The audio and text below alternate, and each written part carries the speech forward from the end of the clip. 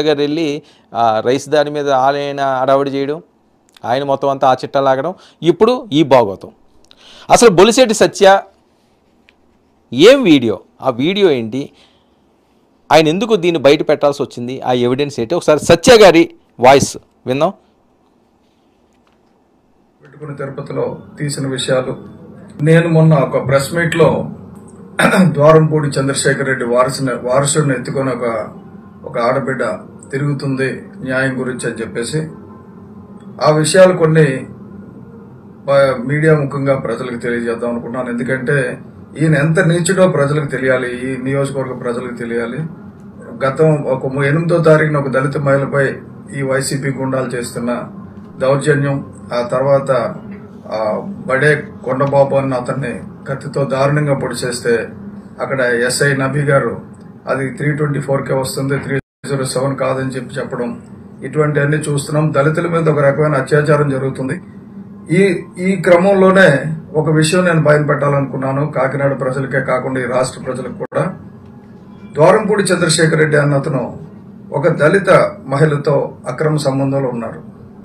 సహజీవనం, మరి అది కరెక్టో తప్పో పక్కన పెడితే, ఆమెకు గర్భవతి అయినప్పుడు ఆమెను తీసుకెళ్లి స్కానింగ్ చేయించి మగబిడ్డ ఆడబిడ్డ తెలుసుకుని ఉంచాలని చెప్పేసి స్కానింగ్ చేయించిన విషయం, అలాగే ఆమెకు డెలివరీ ఎక్కడైంది, ఎప్పుడైంది, ఆ తర్వాత పుట్టిన బిడ్డకి తలనీలాలు ఈయన ఒళ్ళో కూర్చోబెట్టుకుని తిరుపతిలో తీసిన విషయాలు, ఆ తర్వాత గత సంవత్సరంగా ఆమెని విపరీతంగా బెదిరింపులు. ఎందుకంటే ఆమె పబ్లిక్ గా నా లైఫ్ నాకు కావాలి, నాకు గుర్తింపు కావాలి, నేను భారీగా ఉండాలి అంటే అది కుదరదు, నువ్వు మూలన ఉండాలా అన్న పద్ధతిలో ఆయన చేస్తున్న వ్యవహారం.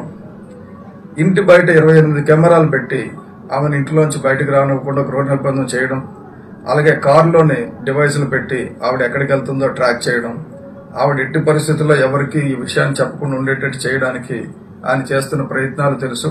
ఒక మహిళ తన హక్కు గురించి, తన బిడ్డ భవిష్యత్తు గురించి బాధపడుతుంది కాబట్టి ఇది నేను పొలిటికల్ గా తీసుకోలేదు. ఆ మహిళ తరపునే నేను జనసేన పార్టీ ఆమెకు అండగా ఉంటుంది, నేను మీడియా ద్వారా చెప్పడం జరుగుతుంది. జనసేన పార్టీ ఏ మహిళకైనా అన్యాయం జరిగితే తప్పకుండా అండగా ఉంటామమ్మా. ఇలా దౌర్జన్యం చేసి బెదిరించి చేస్తే నీకు చట్టం, నీకు పోలీసు దగ్గరికి వెళ్తే న్యాయం జరగాలి. అందుకే పోలీసు దగ్గరికి వెళ్లాలన్న ఉద్దేశంతో ఆమె పోలీసుకు వెళ్ళింది. ఆఖరికి సూపరింటెండెంట్ ఆఫ్ పోలీస్ కి ఆవిడ 21/3 అంటే మార్చి 21వ తారీఖుని ఈ నెల ఎస్పీ గారికి స్వయంగా వెళ్లి లెటర్ ఇస్తే కూడా దాని మీద ఇప్పటి వరకు యాక్షన్ తీసుకోకుండా, అంటే ఈ కలెక్టర్ గారు గాని, ఈ ఎస్పీ గారు గాని, వీళ్ళందరూ కూడా ఒక భయంకరమైన నక్సెస్ లో ఉండిపోయారు. ద్వారంపూడి చంద్రశేఖర్ రెడ్డి ఏం చేస్తే అదే.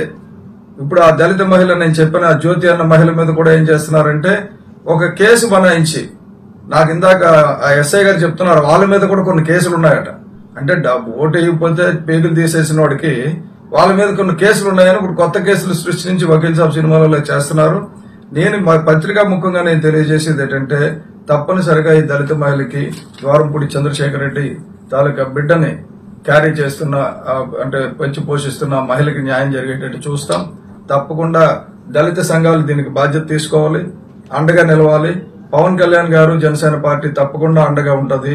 మీకు చట్టపరమైన చర్యలు తీసుకోండి, మీకు మేము తోడుంటాం. ఎందుకంటే మీకు లీగల్ హక్కు ఉంటుంది ప్రతి విషయం మీద.